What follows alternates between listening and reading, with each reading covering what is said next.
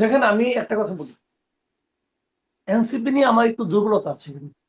দুর্বলতা আছে এই কারণে, আমি এনসিপি কে যখন তারা শুরু করলো যাত্রাটা, শুরুর আগে থেকেই তাদেরকে আমি পছন্দ করি।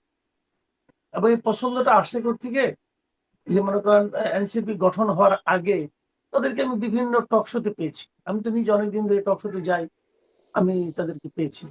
এবং তাদেরকে পেয়ে আমার কাছে মনে হয়েছে যে এই প্রথম আমি কিছু ছেলে মেয়েকে পাচ্ছি যারা নাকি লেখাপড়া করে।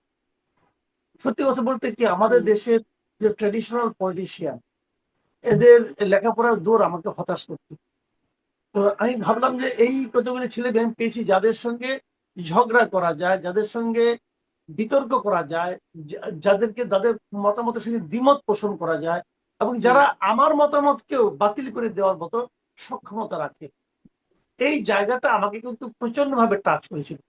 এবং আমি এদেরকে, আমি সব সময় চাইতাম যে এরা একটা বড় রাজনৈতিক দল হিসেবে গড়ে উঠুক, এগিয়ে আসুক, গঠিত। এটা এই কারণেই চাইতাম যে আমার কাছে মনে হতো যে আওয়ামী লীগ, বিএনপি, জামাত, জাতীয় পার্টি, এই যে ট্র্যাডিশনাল দলগুলো, এরা তো এক ধরনের গড্ডালিকা প্রবাহে গা ভাসিয়েছে। এর বিপরীতে একটা দল আসুক যারা নাকি ওই বামপন্থীদের মতো কঠিন কঠিন ভাষা প্রয়োগ করবে না, যাদের কথা মানুষ বুঝবে, যারা মানুষকে বুঝবে, এবং যারা লেখাপড়া করে।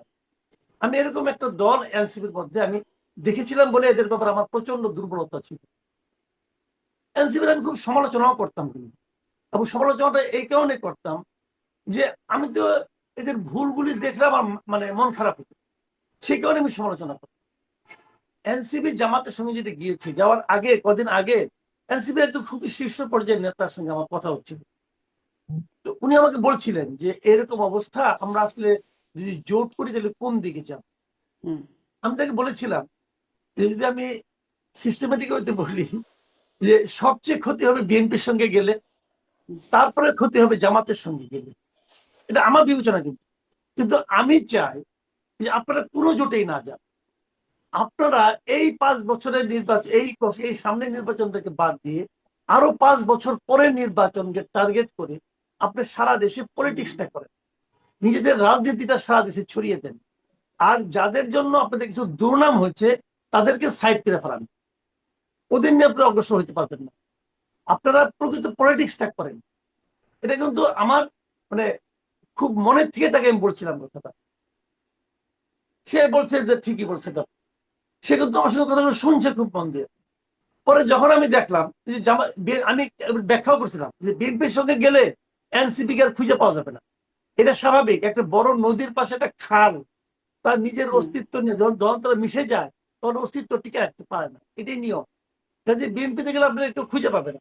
জামাতে গেলে যে জিনিসটা হবে, জামাতে গেলে যে ইনস্ট্যান্ট যে নেগেটিভ ইটা আসবে আপনাদের উপর, মানে সমালোচনাটা আসবে, এটা আপনাদের ধারণ করার ক্ষমতা নাই। আর ধরেন আপনি হাইপোথেটিক্যালি ধরেন 30টা আসনে জামাত তাদেরকে ছাড় দিল, আমি ধরে নিলাম সর্বোচ্চ, বেশি তো দিবে না, 30টা আসনে ছাড় দেয়। শুধুমাত্র সিটি ব্যাংকে অ্যাকাউন্ট থাকলেই করতে পারবেন গুগল পে, তাই অ্যাকাউন্ট খুলুন আজই। 270টা আসনে কিন্তু এনসিপি কোনো প্রার্থী দিবে না। তার মানে 270টা আসনে কিন্তু এনসিপি কোনো পলিটিক্স থাকবে না। জামাতের কিন্তু ওই 30টা আসনে পলিটিক্স থাকবে। থাকবে কারণ জামাত একটা পুরনো দল, জামাতের কিন্তু কমিটি সব জায়গায় আছে এবং তারা স্ট্রং। ওই যে বললো না যে আমাদের হয়তো 200 আছে, ওদের আছে 2000। 2000 যে দলটা, 2000 যে সমর্থক গুলো, তারা সাময়িক সময়ের জন্য আপনাকে সাপোর্ট করবে, কিন্তু তাদের পার্টিটা কিন্তু থেকে যাবে। কিন্তু আপনাদের 270টা আসলে কোনো পার্টি থাকবে না। এবং আপনাকে কিন্তু জামাতের প্রার্থীর পক্ষে 270টা আসনে ক্যাম্পেইন করতে হবে, মাঠে নামতে হবে। এই জায়গাটাতে এনসিপির আদর্শিক একটা পরাজয় ঘটবে। কিন্তু আমি তো এনসিপিকে একটা আদর্শিক দল হিসেবে দেখতে চাই। এবং এনসিপি যদি কোনো ধরনের জোট না করতো, হয়তো তাদের কোনো সিট তারা পেত না। ম্যাক্সিমাম জায়গায় তারা জামানত হারাইতো, 2-1টা জায়গায় জামানত রক্ষা করতে পারতো, এই হইতো আর কি। কিন্তু সারা দেশে তো লোকের শাপলা কুড়িটা চিন্তা রে ভাই। বাংলাদেশের ইলেকশন কিন্তু প্রতীক দেওয়া হয়, পুরো দেশ শাপলা কলিকে চিনত, যে শাপলা কলি নামে একটা মার্কা আছে। এইটা ছিল জরুরি। এইটা নিয়ে তারা পরবর্তী 5 বছর যদি রাজনীতি করতো, তাহলে আমরা 5 বছর পরে একটা বড় এবং শক্তিশালী পটেনশিয়াল একটা দলকে পেতাম।